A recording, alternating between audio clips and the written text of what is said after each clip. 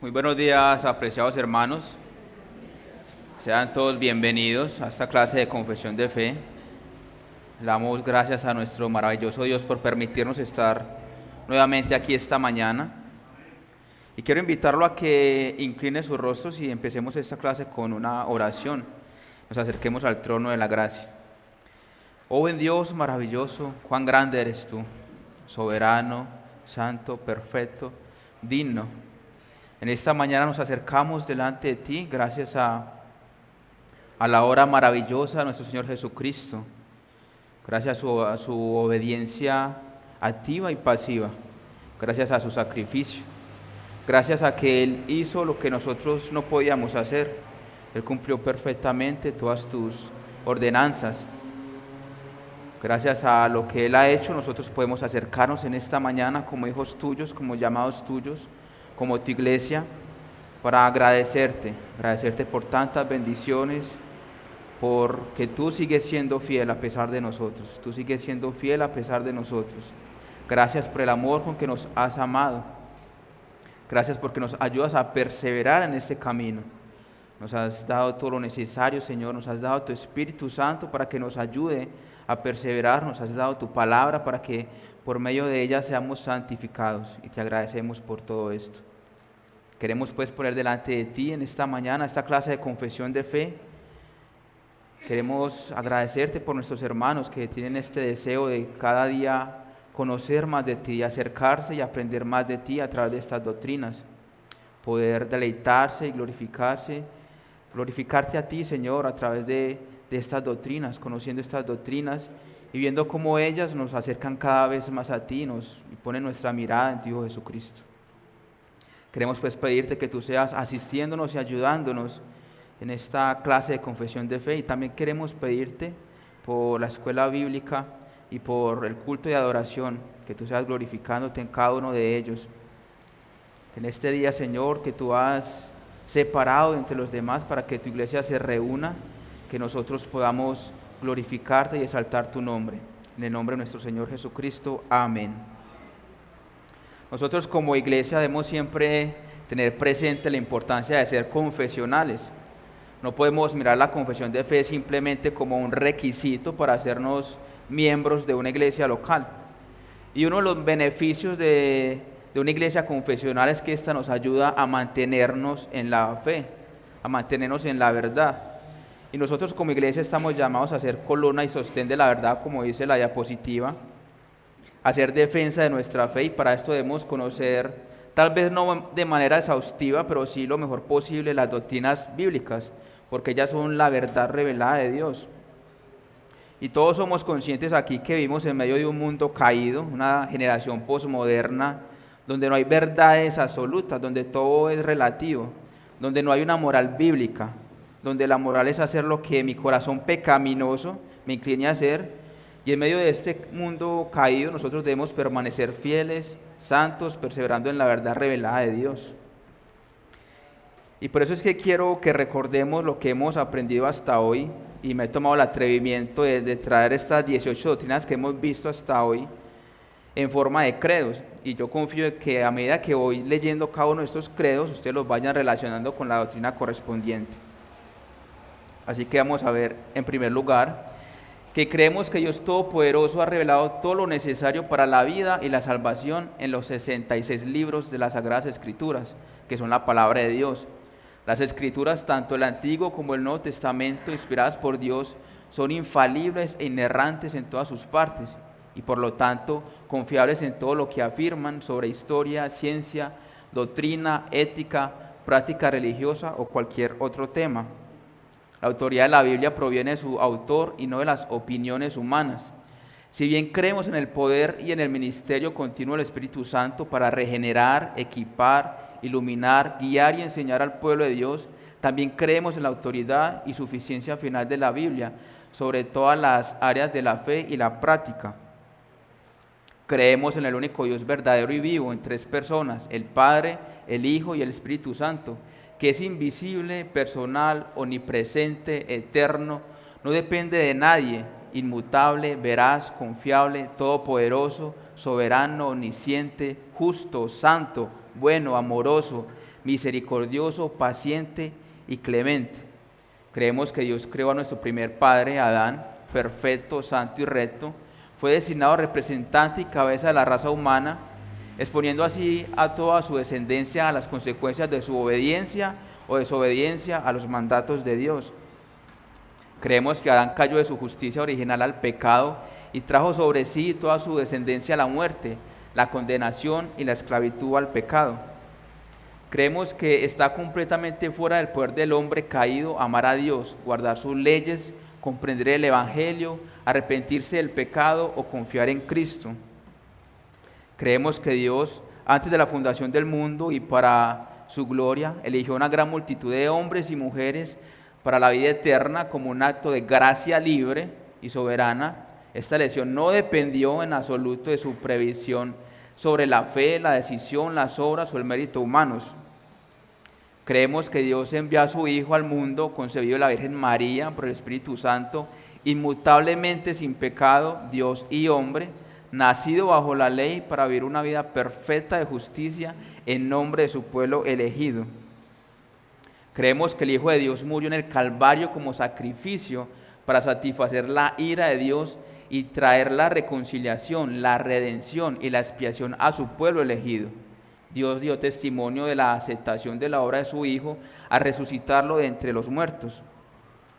Creemos que el Hijo de Dios ascendió a la diestra de su Padre y está entronizado en gloria, donde intercede por su pueblo y gobierna sobre todas las cosas por su bien. Creemos que Dios Hijo ha derramado el Espíritu Santo para obrar junto con la palabra predicada. El Espíritu de Dios regenera al pecador elegido y lo atrae irresistiblemente al arrepentimiento hacia Dios y a la fe en Cristo el Salvador. Creemos que los elegidos, llamados por gracia, son justificados ante Dios únicamente por la justicia imputada de Jesucristo. Esta justicia se recibe solo por fe. Y creemos que todos los que son regenerados, llamados y justificados perseverarán en la santidad y nunca caerán definitivamente. Hasta ahí este es un pequeño resumen, un muy pequeño resumen de lo que hemos aprendido hasta hoy. Y en esta mañana nos corresponde el capítulo 19 de la ley de Dios. De la ley de Dios. Y este capítulo, como usted puede ver allí en su confesión de fe, se la tiene en su mano, está dividido en 7 párrafos o contiene 7 párrafos. Y para que el estudio sea un poco más fácil, vamos a estudiarlo con el siguiente esquema. En el párrafo 1 vamos a ver la ley en la creación. En el párrafo 2 vamos a ver la ley en el Sinaí. En los párrafos 3 y 4 vamos a ver la ley en su triple composición. En el párrafo 5 vamos a ver la ley y su vigencia permanente. Y en los párrafos 6 y 7 vamos a ver la ley y sus funciones. Dios mediante, hoy vamos a estar viendo los párrafos 1 y 2. Y es importante que cuando hablamos de la ley, consideremos la ley dentro de lo que es el contexto de la historia de la redención, dentro del contexto de la historia que la Biblia nos narra y que la Biblia misma nos interpreta, es decir, esa historia de la salvación que la Biblia nos explica. Y ese es el marco y el contexto dentro del cual la ley tiene que ser entendida. Por tanto, con esto en mente, y vamos a intentar explicar este tema de la ley en 3 puntos básicos. Primero, hablaremos de la ley como la instrucción de Dios, la guía de Dios, y en ese sentido vamos a ver y a entender la ley como la instrucción, la guía y la dirección de Dios. Porque la idea de la ley de Dios como instrucción está antes de lo que es la ley que Dios le dio a Israel en el monte Sinaí. Y ya hay una instrucción previa, la cual vamos a ver que nos va a guiar y va a preparar el camino para que lleguemos al monte Sinaí. Y entendemos que porque Dios dio ciertas leyes antes del pueblo de Israel. Y ese será el segundo punto. Vamos a ver la ley como el representante de todo el antiguo pacto que Dios estableció con su pueblo Israel. Y aquí nos vamos a centrar precisamente en todo lo que es la sesión de Éxodo y Deuteronomio. Y tercero, tocaremos quizás el punto más complicado en esta parte, que es el punto de ver la relación que existe entre la ley que Dios le dio al pueblo de Israel en el antiguo pacto y cómo esta ley pasa o es aplicada a nosotros ahora, a los creyentes en el nuevo pacto. Así que vamos a ver la ley pasando por Adán, Moisés y Cristo. Pero antes de esto debemos responder una pregunta. ¿Qué es la ley? Y como estamos en una clase, yo les puedo preguntar a ustedes, ¿qué es la ley? No sé si alguno sabe o me puede decir, ¿qué es la ley? Mandamientos, un conjunto de normas, ordenanzas. Siempre que hablamos de la ley pensamos en eso, en mandamientos, en normas, en ordenanzas. Pero ¿qué es la ley? Y Stephen Wallon lo responde de esta manera. La ley de Dios se entiende primeramente en términos de quién es Dios, como creador y Señor. Y luego se entiende en su contexto pactual de instrucciones y expectativas para el pueblo de Dios. En las Escrituras la ley de Dios se usa de maneras distintas, pero relacionadas entre sí, las cuales se centran en quién es Dios y en nuestra relación con Él como personas y portadores de su imagen. Así que podríamos resumir que la ley de Dios es la revelación del carácter santo de Dios. Eso es la ley, la revelación del carácter de Dios. Ahora vamos a ver el párrafo 1, que nos dice así: la ley en la creación. Dios dio a Adán una ley de obediencia universal escrita en su corazón y un precepto en particular de no comer del fruto del árbol del conocimiento del bien y el mal, por lo cual le obligó a él y a toda su posteridad a una obediencia personal, completa, exacta y perpetua. Prometió la vida por el cumplimiento de su ley y amenazó con la muerte de su infracción, y le dotó también del poder y de la capacidad para guardarla. Y lo primero que encontramos aquí es la sustancia de la ley de Dios, en la forma inicial en que fue dispensada o dada. Igualmente encontramos que Dios le dio a Adán una ley escrita en su corazón, que es también conocido como la ley de la conciencia. Y ahora debemos preguntarnos cuál era la función de esta ley, sabiendo que Adán vivía una vida en perfecta relación con Dios.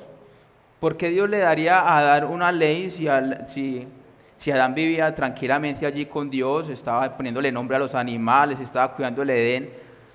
¿Por qué razón le daría a Dios a Adán una ley? ¿Para qué servía esta ley? Y esta ley que Dios le dio a Adán expresaba una relación de fidelidad y lealtad a aquel que lo había creado. Así que la razón por la cual Dios le da a Adán una ley es porque esta expresaba una relación de fidelidad y lealtad a aquel que lo había creado. Por eso es que nuestro Señor Jesucristo dice que aquel que me ama guarda mis mandamientos. Porque al guardar los mandamientos de Dios estamos demostrando fidelidad y lealtad a Él.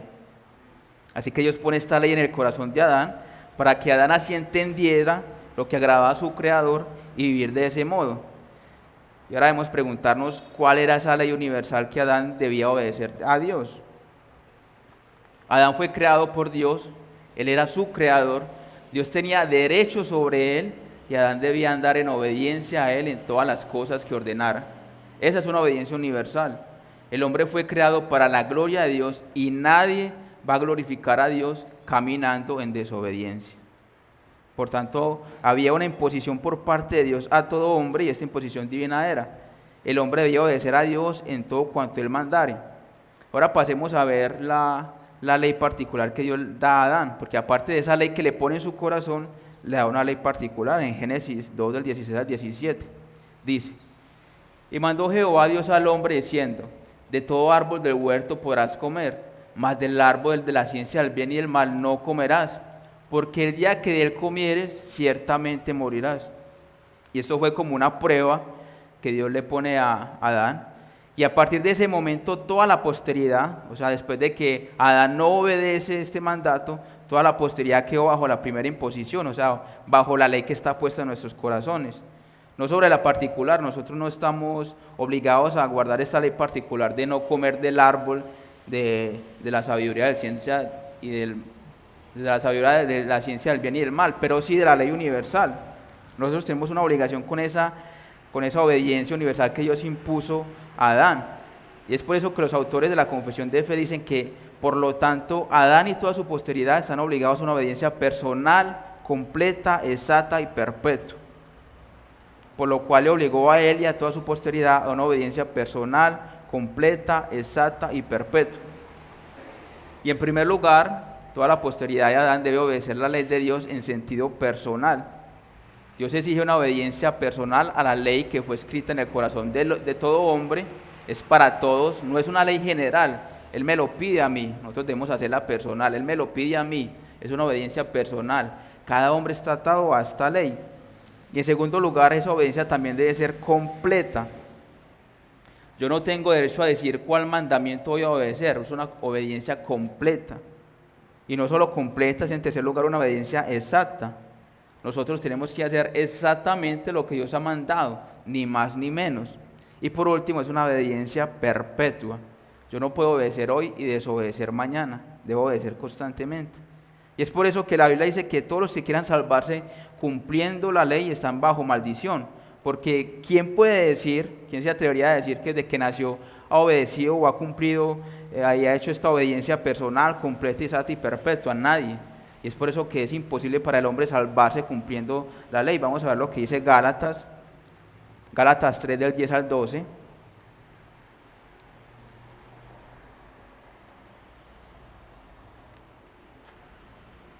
Y el contexto de Gálatas, allí están un grupo de cristianos y entre ellos hay unos judaizantes que les están diciendo a estos hermanos: está bien que tengan su fe en Jesucristo, está bien que crean en Él, pero eso no es suficiente, tenemos que circuncidarnos, tenemos que cumplir las leyes ceremoniales.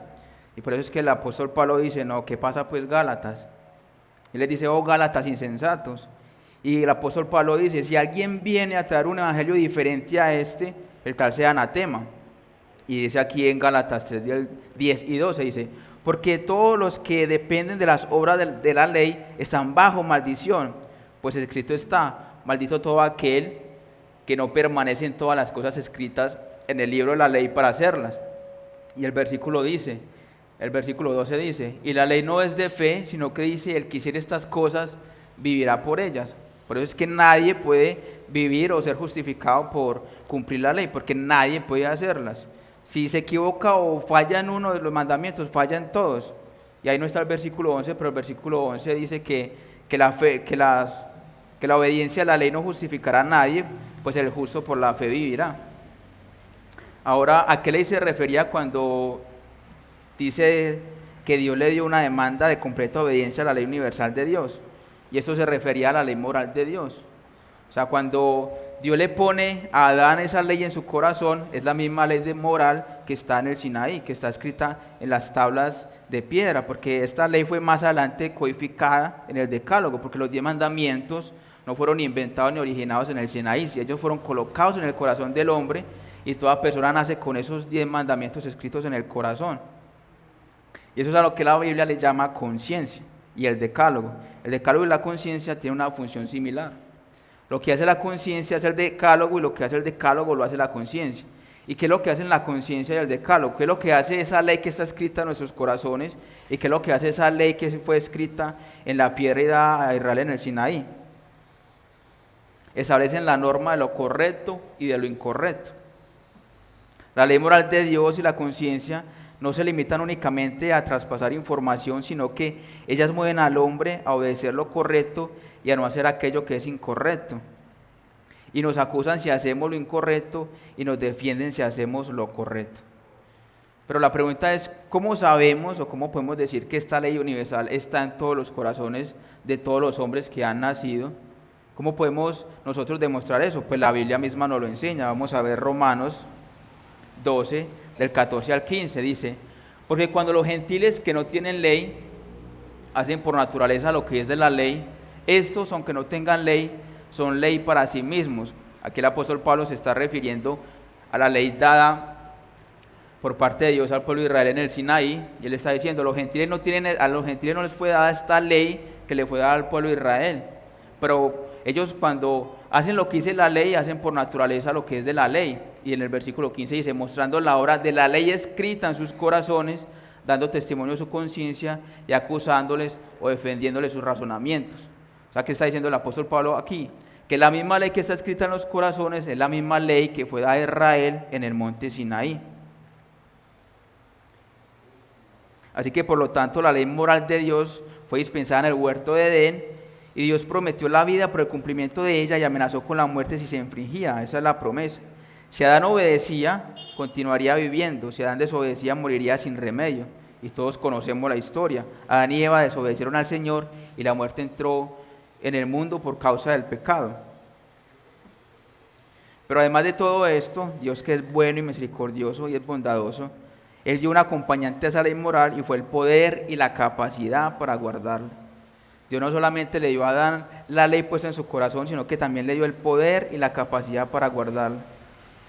Al hombre en su estado original, Dios no solamente le puso la ley en el corazón y la imposición de obedecer esta ley, sino que al mismo tiempo le dio el poder y la capacidad a Adán y a Eva para obedecerla. Ellos hubieran podido no haber caído en pecado, ellos tenían la capacidad de permanecer en santidad, pero no permanecieron porque también tenían la capacidad de pecar.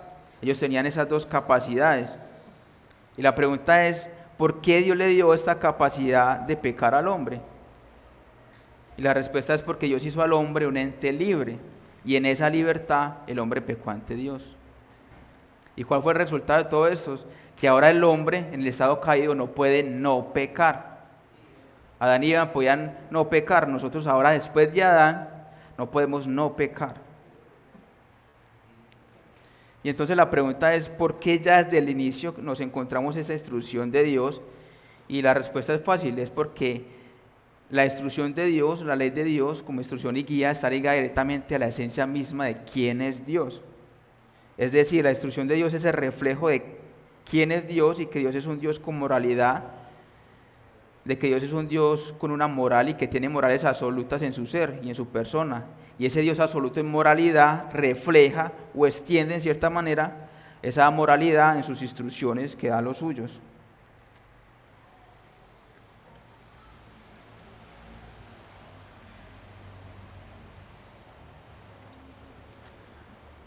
Y esos elementos de la instrucción de Dios, ¿qué es lo que van a hacer en la historia de la salvación?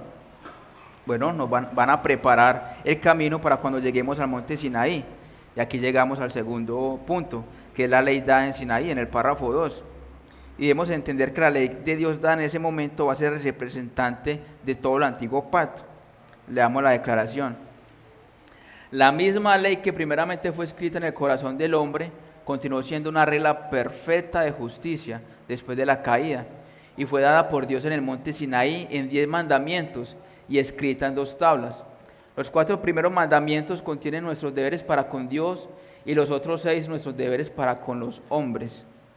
La misma ley que Dios dio a Adán en su corazón fue igualmente escrita primero en el corazón del hombre, y aquí cuando hablamos del hombre, esto habla del hombre en general, no de Adán en particular, aunque Adán es la cabeza del pacto de la humanidad, esta misma ley permaneció y continuó siendo una regla perfecta de justicia, es decir, era la medida de lo que es bueno y lo que Dios requería de nosotros. Y observemos que la ley es la misma en sustancia antes y después de la caída. Dios no dio una nueva ley ahora que el hombre había caído, porque los estándares de Dios no cambiaron. Por eso es la misma ley. Y después de eso, esta misma ley fue entregada por Dios en el monte Sinaí en 10 mandamientos. La misma ley que fue escrita en el corazón del hombre y está en el corazón de cada hombre, Dios se complació en darla verbalmente y escribirla en piedra. Y los 10 mandamientos son el resumen de nuestro deber hacia Dios, como dice la confesión, y hacia el hombre. Los primeros 4 mandamientos se refieren a nuestro deber hacia Dios, y los otros 6 hablan de nuestro deber hacia nuestros semejantes. Ahora, la ley moral, que es vinculante para todos los hombres y que todos los hombres conocen, fue resumida en los 10 mandamientos.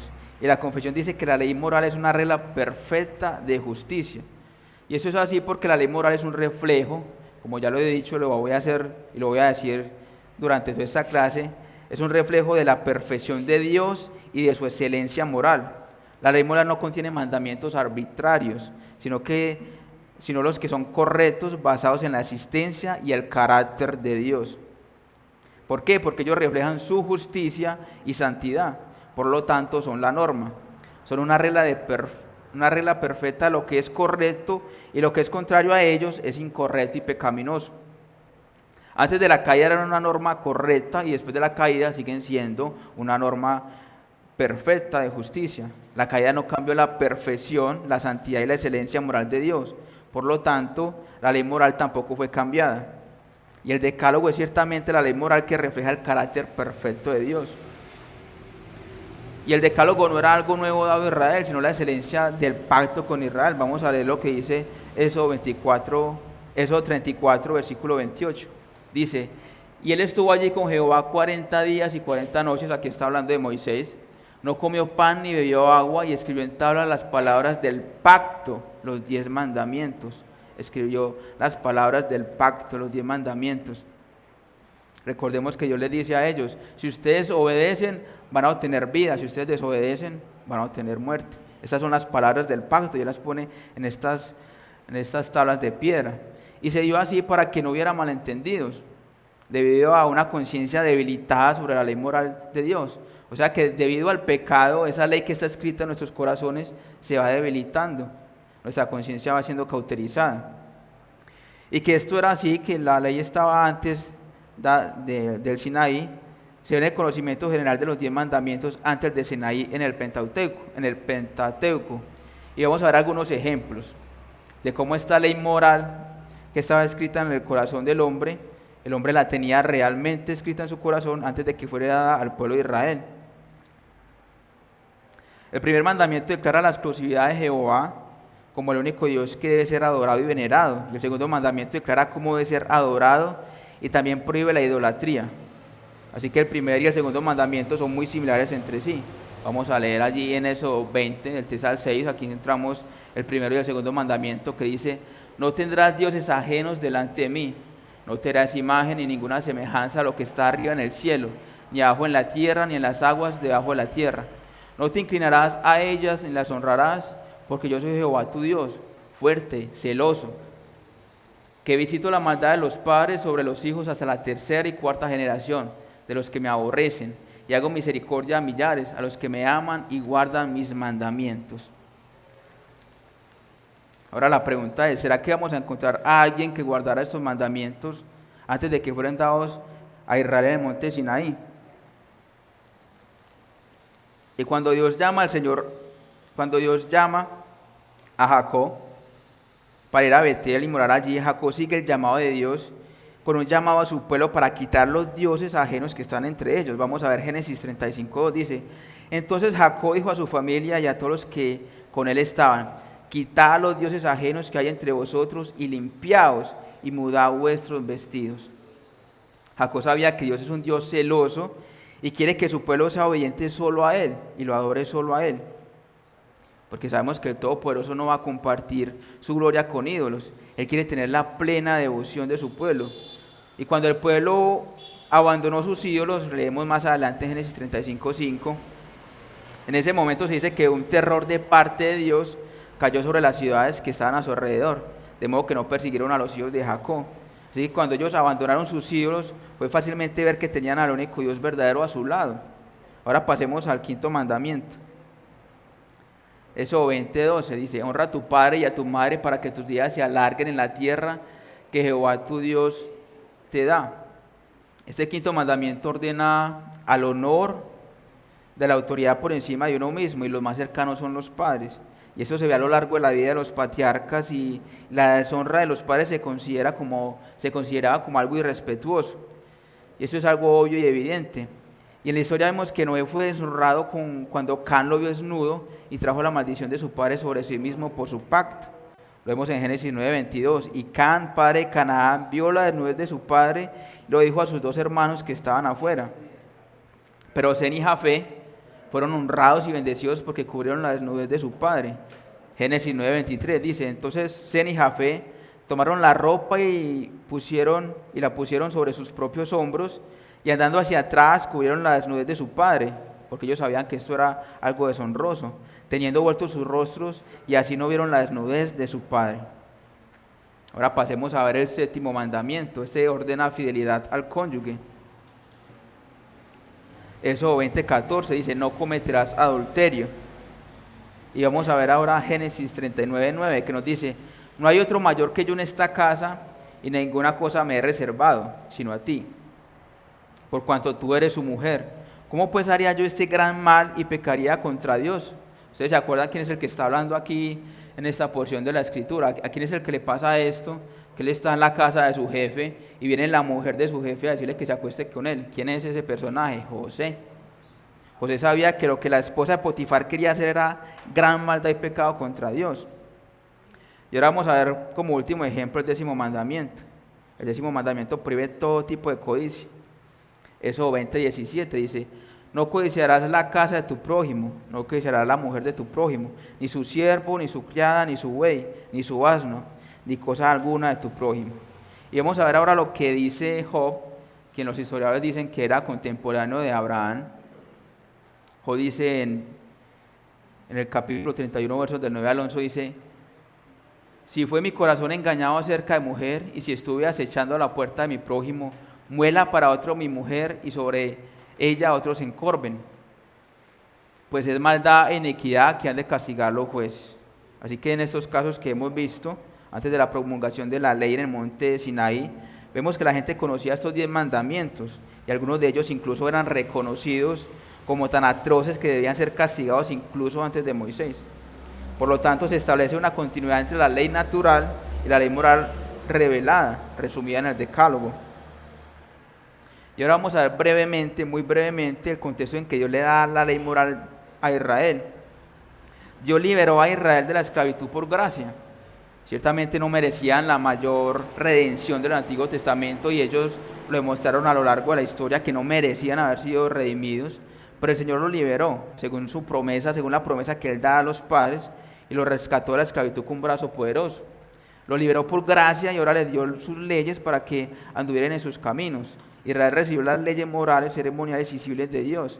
Y en Éxodo 20 el Señor mismo les dirige las 10 palabras de su pacto. Leamos Éxodo 20, del 1 al 2, y dice: y habló Dios todas estas palabras diciendo: yo soy Jehová tu Dios, que te saqué de la tierra de Egipto, de casa de servidumbre. Fue el Señor mismo, no a través del ministerio de Moisés como en los otros casos, quien pronunció el decálogo a todo el pueblo de Israel desde el monte Sinaí. Y esto nos muestra o demuestra el especial cuidado que de Dios con respecto a estos mandamientos, y muestra su primacía. Pues Dios mismo declara sus palabras al pueblo sin mediador. Y eso nos muestra que Dios considera a los mandamientos, los considera muy importantes, pero también implica ciertas cosas, como observa Thomas Watson.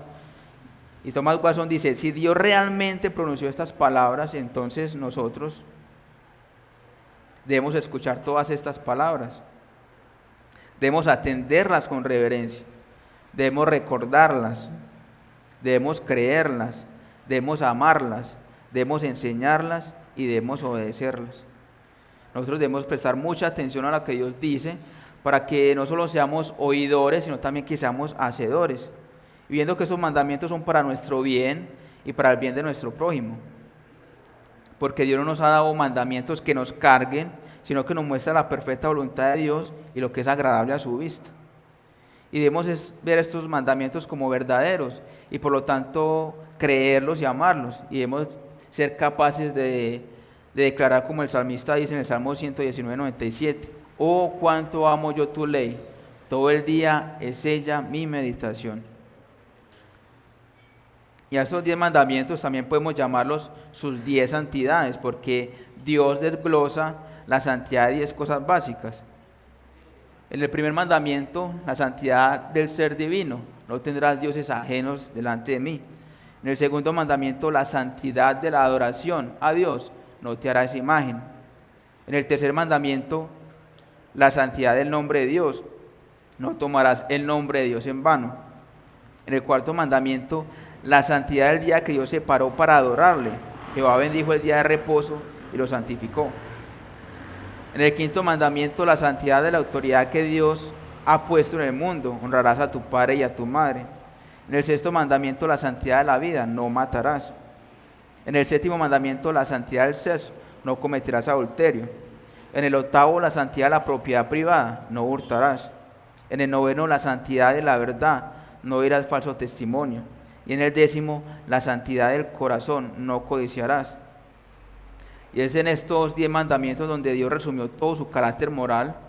Los 10 mandamientos constituyen un todo, son la manifestación del carácter de Dios, y solo Dios tiene un carácter moral. Y cuando se le preguntó cuál era el mandamiento más grande o más importante de la ley, nuestro Salvador respondió, y vamos a ver Marcos 12, 29, 31. Jesús le respondió: el primer mandamiento de todos es: oye Israel, el Señor nuestro Dios, el Señor uno es. Y amarás al Señor tu Dios con todo tu corazón y con toda tu alma y con toda tu mente, y con todas tus fuerzas. Este es el principal mandamiento. Y el segundo es semejante: amarás a tu prójimo como a ti mismo. No hay otro mandamiento mayor que estos. Y en el versículo paralelo, en Mateo 22, 37 al 40, dice: Jesús le dijo: amarás al Señor tu Dios con todo tu corazón y con toda tu alma y con toda tu mente. Ese es el primero y grande mandamiento. Y el segundo es semejante: amarás a tu prójimo como a ti mismo. De estos dos mandamientos depende toda la ley y los profetas. El Señor Jesús consideraba que el mandamiento de amar a Dios y amar al prójimo es el punto principal de la ley de Dios. Y no solo eso, sino que también de todo el Antiguo Testamento, porque eso se refiere a la ley y los profetas. Pero más específicamente, estos dos mandamientos son el resumen de la ley moral de Dios, el decálogo, que tenía primacía sobre la ley ceremonial y civil. ¿Y por qué verlos como un resumen de los 10 mandamientos?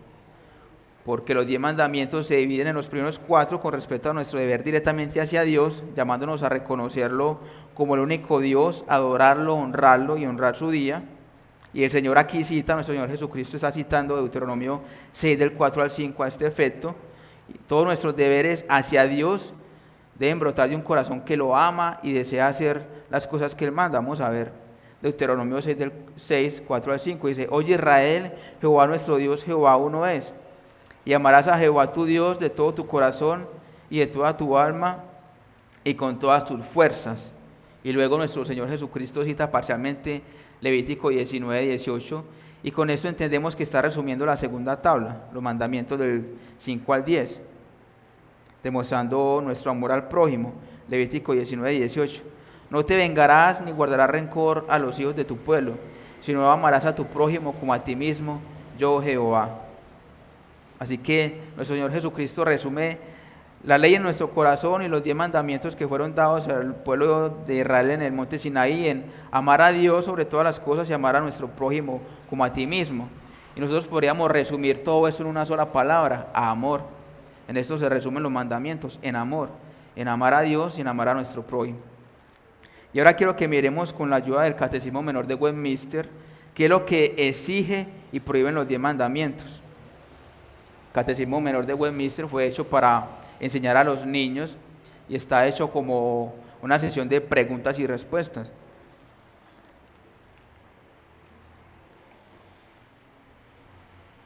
El primer mandamiento es: no tendrás dioses ajenos delante de mí. ¿Qué se exige en el primer mandamiento? El primer mandamiento nos exige que conozcamos y reconozcamos que Dios es el único Dios verdadero y que es nuestro Dios, y que le adoremos y glorifiquemos como tal. ¿Qué se prohíbe en el primer mandamiento? El primer mandamiento prohíbe negar o no adorar y glorificar al verdadero Dios como Dios y Dios nuestro, y rendirle a cualquier otro aquella adoración y gloria que es debida solo a Él. El segundo mandamiento es: no te harás imagen ni ninguna semejanza de lo que está arriba en el cielo, ni abajo en la tierra, ni en las aguas debajo de la tierra. No te inclinarás a ellas ni las honrarás, porque yo soy Jehová tu Dios, fuerte, celoso, que visito la maldad de los padres sobre los hijos hasta la 3ª generación de los que me aborrecen, y hago misericordia a millares a los que me aman y guardan mis mandamientos. ¿Qué se exige en el segundo mandamiento? El segundo mandamiento exige recibir, observar y guardar puras y completas todas las ordenanzas y adoración religiosa, tal como Dios las estableció en su palabra. ¿Qué se prohíbe en el segundo mandamiento? El segundo mandamiento prohíbe la adoración a Dios por medio de imágenes o por cualquier otro medio que no esté autorizado por su palabra. El tercer mandamiento es: no tomarás el nombre de Jehová tu Dios en vano, porque no hará por inocente Jehová al que tomare su nombre en vano. ¿Qué se exige en el tercer mandamiento? El tercer mandamiento exige el uso santo y reverente de los nombres, de los títulos, los atributos, las ordenanzas, la palabra y las obras de Dios. ¿Qué se prohíbe en el tercer mandamiento? El tercer mandamiento prohíbe toda profanación o abuso de cualquier cosa por la cual Dios se da a conocer. El cuarto mandamiento es: acuérdate del día de reposo para santificarlo. 6 días trabajarás y harás toda tu obra. Mas el séptimo día de reposo para Jehová tu Dios. No hagas en él obra alguna, tú, ni tu hijo, ni tu hija, ni tu siervo, ni tu criada, ni tu bestia, ni tu extranjero que está dentro de tus puertas. Porque en 6 días hizo Jehová los cielos y la tierra, el mar y todas las cosas que en ellos hay, y reposó en el séptimo día. Por tanto, Jehová bendijo el día de reposo y lo santificó. ¿Qué se exige en el cuarto mandamiento? El cuarto mandamiento exige conservar santo para Dios los tiempos que Él ha señalado en su palabra y expresamente un día entero de cada 7 para dedicarlo a Dios como santo descanso. ¿Qué se prohíbe en el cuarto mandamiento? El cuarto mandamiento prohíbe la omisión o cumplimiento negligente de los deberes exigidos, la profanación del día mediante la ociosidad o por el hacer lo que es pecaminoso en sí mismo, o mediante pensamientos, palabras u obras innecesarias en relación a nuestros trabajos o recreaciones mundanales.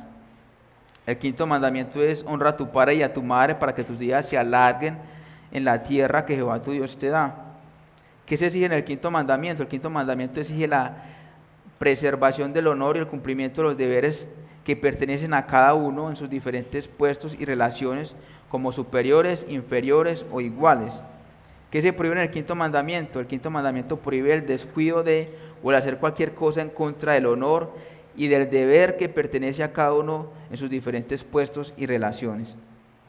El sexto mandamiento es: no matarás. ¿Qué se exige en el sexto mandamiento?